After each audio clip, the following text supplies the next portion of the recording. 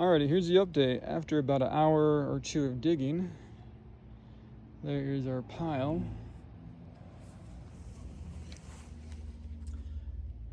Here is our exposed line, finally. This hole is a lot deeper than I thought it was going to be. Here in Arkansas, your water line only has to be 18 to 24 inches deep, but this one far exceeds that. Give you a reference.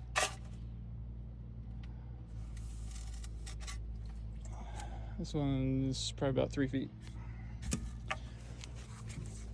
Let's turn the water on here and show you guys where the leak is.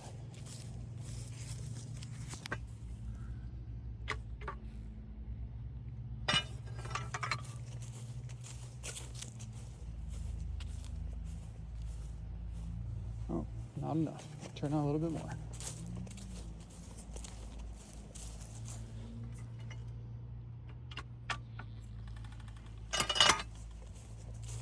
There we go, now we got water.